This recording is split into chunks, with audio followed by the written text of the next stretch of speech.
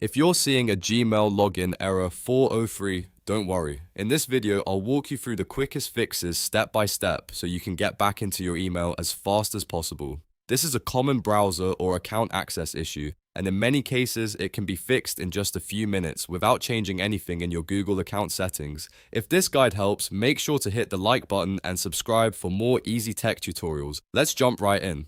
First, try opening Gmail in an incognito or private window. On most browsers, click the three-dot menu in the top corner, then choose New Incognito Window or New Private Window. Once that window opens, go to mail.google.com and try signing in again. This step helps because it skips a lot of stored browser data that can sometimes cause login conflicts. If Gmail works in incognito mode, then the problem is likely coming from your normal browser session. Next, clear your cookies and cache.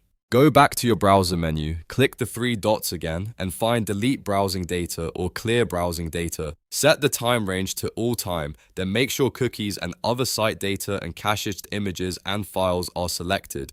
After that, click Clear Data. This can remove corrupted login data that may be triggering the 403 error. Once it finishes, close and reopen your browser, then try Gmail again. If you're using a VPN or proxy, turn it off temporarily. Some VPNs or proxy services can make Google think the login request is suspicious or coming from a restricted source.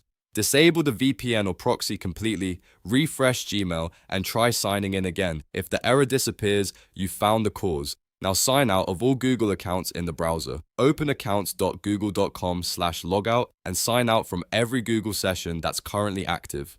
This is important because having multiple Google accounts signed in at once can sometimes cause account switching or permission conflicts during login. After you've signed out, close the browser completely before moving to the next step. Then sign back into your main Gmail account first. Open mail.google.com again and log into the primary Gmail account you actually want to use. If you manage more than one account, add the others later after your main account is working properly. Starting with the primary account first often clears up session confusion and fixes the 403 issue. Finally, do a hard refresh of Gmail. On Windows, press Ctrl plus F5 to fully reload the page. On some keyboards and browsers, you may need to use the refresh button while holding Shift as well. This forces Gmail to load fresh page data instead of using an old cached version.